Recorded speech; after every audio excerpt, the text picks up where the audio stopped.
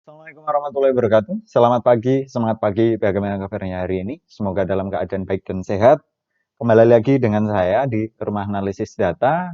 Oke, pada sesi kali ini saya akan menjelaskan bagaimana cara menguji beda rata-rata dua kelompok sampel yang tidak berpasangan atau independent simple t-test. Tapi sebelumnya jangan lupa subscribe dan klik tanda loncengnya ya, agar teman-teman bisa mendapatkan informasi terbaru tentang analisis data penelitian. Oke, pada sesi kali ini saya langsung saja menuju ke konsep analisis statistik inferensial, di mana dalam statistik inferensial salah satu jenisnya yaitu uji komparatif, itu ada beberapa kegiatan yang bisa dilakukan dalam uji komparasi, yaitu di sini saya akan membahas mengenai uji beda dua kelompok sampel yang tidak berpasangan di bagian ini. Dalam uji beda rata-rata dua kelompok sampel yang tidak berpasangan, itu dapat dilakukan menjadi dua teknik analisis, yaitu menggunakan analisis parametrik dan non-parametrik. Ketika menggunakan parametrik, yaitu menggunakan independent simple t-test. Namun, ketika menggunakan non-parametrik, yaitu menggunakan Mann-Whitney-U. Oke, kali ini saya akan menggunakan analisis dalam uji independent simple t-test atau uji beda rata-rata dua kelompok sampel yang tidak berpasangan menggunakan alat bantu software SPSS. Kali ini saya menggunakan software SPSS 23. Oke, pada dasarnya uji kelompok sampel tidak berpasangan, uji beda rata-rata dua kelompok sampel tidak berpasangan atau independent simple t-test ini perlu dipahami juga bahwa dua kelompok data ini berasal dari dua kelompok sampel. Ya. Jadi misal ketika kita ingin membandingkan atau menguji perbedaan mengenai nilai atau hasil belajar, ini kita menganalisis dua kelas. Bisa kelas membandingkan atau mencari perbedaan antara kelas 1, kelas 2 di mata pelajaran matematika, itu juga bisa. Kalau enggak, menganalisis perbedaan beberapa kemampuan menggambar pada kelompok 1 dengan kelompok 2, itu bisa. Jadi, data yang diperoleh nanti juga dua kelompok, di mana dua kelompok data ini berasal dari dua kelompok sampel atau dua kelompok responden.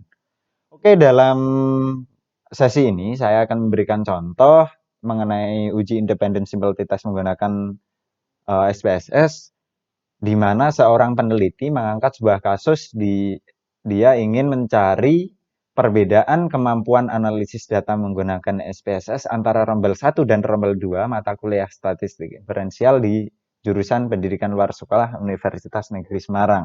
Masalah yang diangkat yaitu apakah terdapat perbedaan kemampuan analisis data menggunakan software SPSS antara rombel 1 dan rombel 2 mata kuliah statistik inferensial jurusan pendidikan luar sekolah UNES. Dan hipotesis yang diajukan, hipotesis alternatifnya yaitu atau HA-nya, ada perbedaan kemampuan analisis data menggunakan software SPSS antara rombel 1 dan rombel 2 mata kuliah statistik inferensial jurusan pendidikan luar sekolah Universitas Negeri Semarang. Teknik pengumpulan data dalam penelitian pada kasus ini yaitu menggunakan instrumen berupa kuesioner, di mana kuesionernya berupa instrumen skala mengenai kemampuan analisis ya, skala kemampuan analisis data menggunakan software SPSS, di mana data tersebut dikenakan pada mahasiswa, yaitu mahasiswa rombel 1 dan rombel 2 dengan jumlah siswa pada rombel 1 yaitu 53 dan pada rombel 2 yaitu 52 sampel. Data yang diperoleh itu disajikan pada tabulasi seperti ini. Oke, ini rombel 1 ya, ini menandakan kode responden res 1, ini berarti responden pertama, responden kedua pada rombel 1. Oke, langsung saja datanya akan saya copy di bagian rombel 1 terlebih dahulu. Dan akan saya buka SPSS, silahkan teman-teman juga buka lembar SPSS atau lembar kerja SPSS yang masih kosong dan pastikan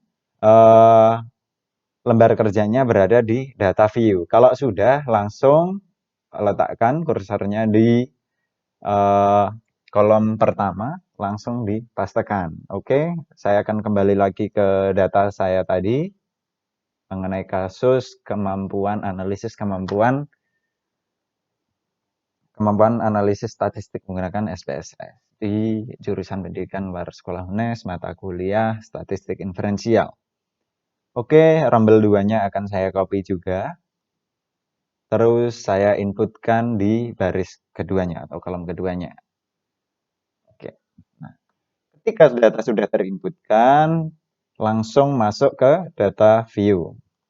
Seperti biasa, untuk di bagian name, ini akan saya codingkan untuk mempermudah bagaimana kita nanti mengolah datanya. Untuk data yang pertama, akan saya codingkan rombel underscore 1. Mohon maaf, ada kekeliruan rombel underscore 1. Nah, kenapa saya menggunakan underscore? Karena pada pengisian label di names ini nggak bisa menggunakan spasi. Jadi kita harus menggunakan simbol underscore. Ini saya codingkan di data 2-nya menggunakan rombel 2. Oke, setelah data sudah terinput, labelnya juga, maka saya kembali lagi ke data view. Pada pengujian uji beda rata-rata dua kelompok sampel tidak berpasangan, ada prasyarat yang harus dipenuhi, yaitu uji normalitas dan uji homogenitas. Data uji normalitas atau hasil uji normalitas ini menentukan bagaimana kita melakukan analisis datanya. Ketika suatu data dalam analisis uji komparatif uji beda rata-rata dua kelompok sampel tidak berpasangan ini tidak berdistribusi normal, maka langkah analisis data yang akan digunakan harus menggunakan non-parametrik. Ketika datanya berdistribusi normal, kita menggunakan parametrik atau menggunakan independent simple t-test. Bisa juga pertimbangan menggunakan parametrik atau non-parametrik itu didasarkan pada jenis datanya. Kalau datanya berupa data interval dan data rasio, itu menggunakan parametrik. Tapi ketika data interval sama rasio tapi nggak normal, langsung menggunakan non-parametrik. Nah, ketika datanya dari awal itu sudah nominal atau ordinal, itu langsung menggunakan main with new. Nah, biasanya data-data non-parametrik itu biasanya ketika kita melakukan riset pada jurusan-jurusan teknik tata boga, tata busana, membandingkan kekuatan warna, dan lain sebagainya itu biasanya menggunakan non-parametrik. Atau di matematika dan lain sebagainya itu biasanya di keilmuan matematika ada yang menggunakan statistik non-parametrik karena sumber datanya yang dikumpulkan itu menggunakan data nominal dan data ordinal. Oke, langsung saja. Ketika data sudah saya inputkan, untuk mengetahui data berdistribusi normal atau tidak, maka saya akan melakukan uji normalitas data. Yang pertama, uji normalitas data menggunakan SPSS. Cara pengolahan datanya, langsung klik Analyze. Setelah itu klik Deskriptif, terus Explore. Silahkan diklik. Nah, silahkan diblok antara rombel 1 dan rombel 2, terus masukkan pada dependent list. Ketika data sudah masuk, silahkan klik plot.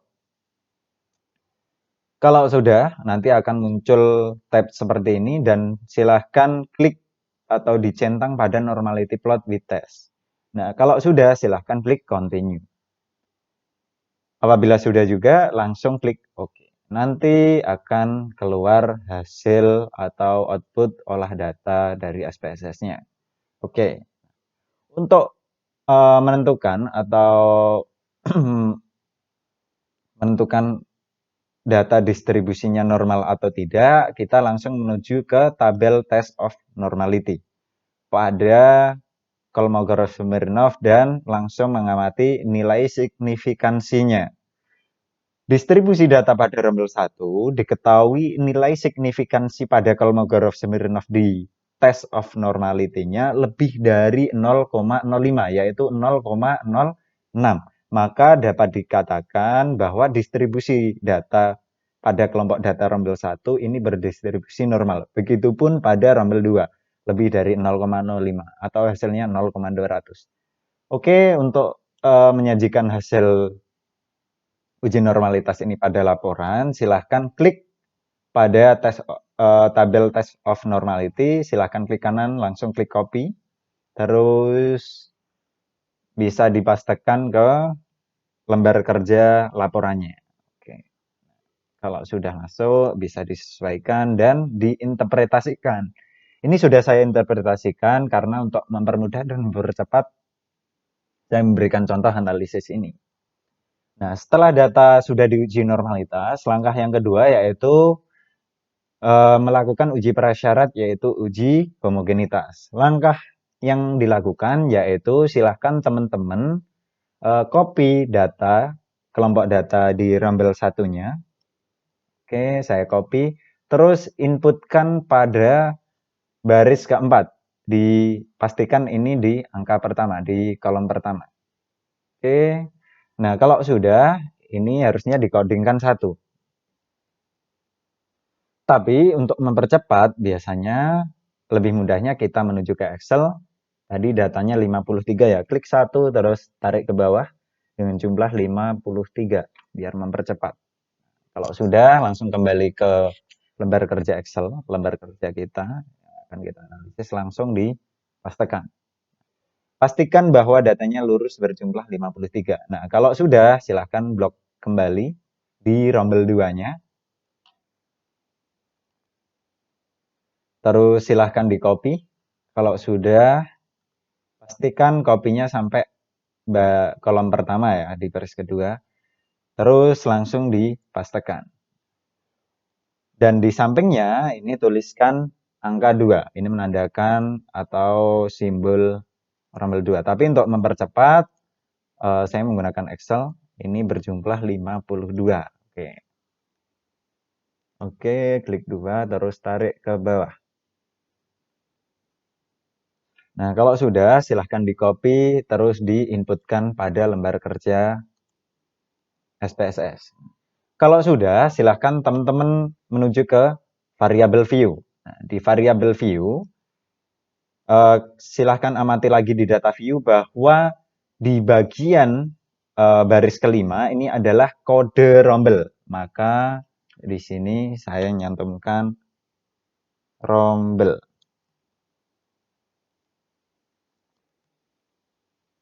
Dan di bawahnya adalah nilai. Pada baris ketiga atau baris ketiga ini ya, di bagian value, nanti teman-teman silahkan klik di bagian sininya. Oke, nanti akan muncul tab seperti ini. Ini untuk mengkodingkan kelompok data guna melakukan uji homogenitas. Oke, kode 1 itu menandakan di labelnya silahkan tulis rombel 1. Rombel 1 di sini bisa menggunakan spasi ya, langsung klik. Terus di value 2 labelnya rombel 2. Oke, langsung klik add. Langsung klik OK. Nah, kita kembali lagi ke data view. Nah, untuk memunculkan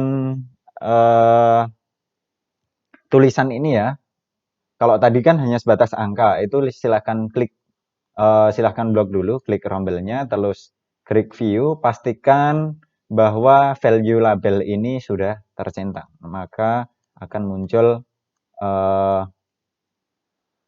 kode-kode yang sudah kita inputkan tadi. Oke, langsung saja untuk menguji homogenitas.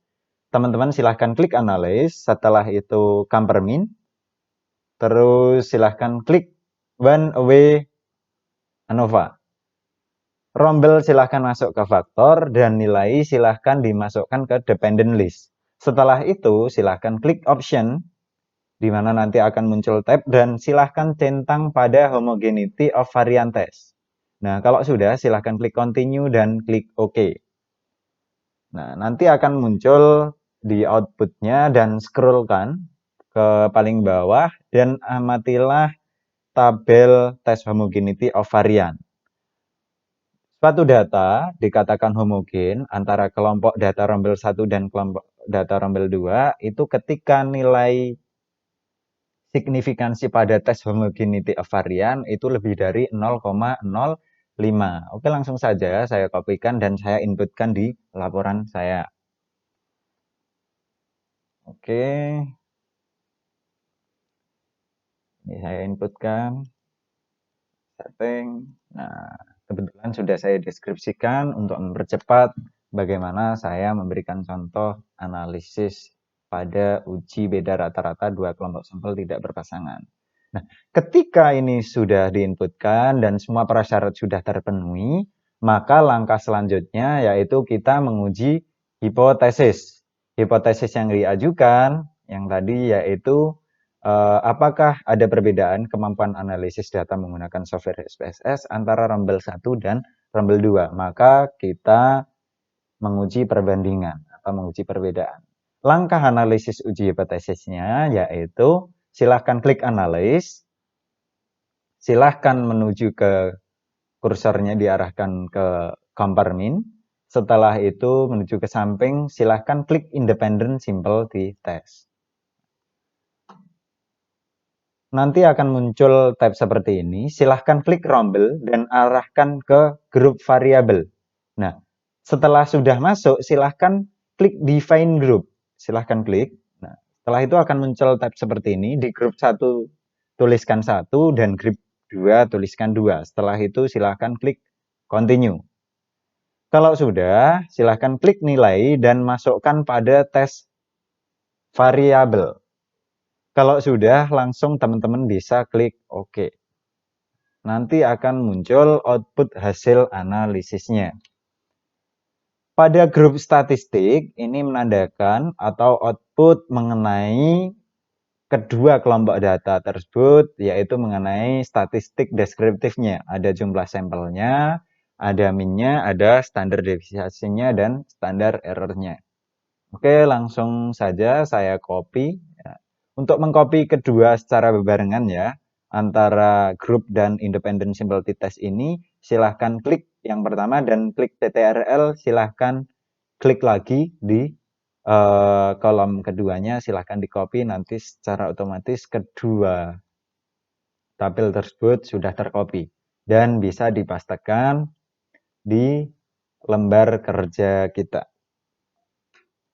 Lembar kerja laporan. Ini tinggal disetting, disesuaikan, oke ya, disesuaikan agar datanya bisa enak dipandang. Bisa juga menggunakan landscape sebenarnya. Oke, sebentar. Nah, perlu saya jelaskan juga bahwa di output SPSS pada uji independent simple t-test itu pada label di sini ya, Leven test for equality of varian di bagian signifikansinya, sebenarnya kita tidak melakukan uji homogenitas dengan melihat ini saja sebenarnya sudah bisa. Jadi tidak perlu uji homogenitas, tapi langsung menuju ke Leven test for equality of varian, itu kita sudah bisa mengetahui apakah data kita homogen atau tidak. Cukup mengamati output yang ada di situ. Oke, sambil saya nunggu ya. Saya setting ininya.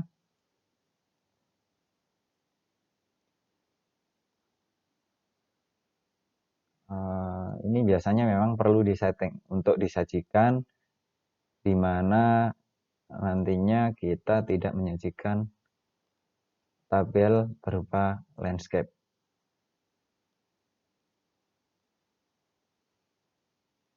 Oke ya, intinya biar kelihatan saja. Suatu data atau output SPSS ini dikategorikan ada perbedaan atau tidak antara rombel 1 dan rombel 2 itu dengan mengamati nilai signifikansinya. Ketika output signifikansinya pada statistik ini menggunakan SPSS ini ya, itu kurang dari 0,5, maka dapat dikatakan hipotesis yang diajukan diterima atau hipotesis alternatifnya diterima. Dengan kata lain, ada perbedaan kemampuan analisis data menggunakan SPSS antara rombel 1 dan rombel 2 mata kuliah statistik inferensial. Itu ada perbedaan yang signifikan karena nilai signifikansi hitungnya adalah 0,01 kurang dari 0,05. Untuk penentuan keberhasilan atau pengambilan keputusan juga bisa kita melihat nilai T hitungnya. Ketika nilai T hitung ini lebih besar daripada nilai T tabel, nilai T tabelnya ini ya, teman-teman bisa googling ataupun nyari di mana saja biasanya ada. Nah, untuk menentukan T tabel ini, silahkan teman-teman lihat outputnya, terus dilihat di DF sininya. DF sini berarti 103 DF-nya. Langsung saja, terus melihat nilai distribusi nilai T tabel menuju ke 103. 103 terus silahkan amati di signifikansi T 0,05. Maka nanti akan ketemu 1,663. 1,663. Ketika nilai T hitung ini lebih besar dari T tabel atau 2,66344 ini lebih besar dari 1,6 berapa tadi ya? 1,663, maka dapat disimpulkan bahwa hipotesisnya diterima. Sehingga disimpulkan bahwa ada perbedaan kemampuan analisis data menggunakan software SPSS antara rombel 1 dan rombel 2, di mana rombel 1 itu kemampuannya tidak lebih baik daripada rombel 2, atau bisa dikatakan rombel 2 mempunyai kemampuan analisis data menggunakan menggunakan software SPSS dalam menganalisis data pada mata kuliah statistik inferensial. Oke, pada sesi kali ini saya kira cukup. Ada kurang lebihnya mengenai penjelasan saya. Mohon maaf. Akhir kata, billahi taufiq wal hidayah. Wassalamualaikum warahmatullahi wabarakatuh. Sampai jumpa di sesi berikutnya. Bye-bye.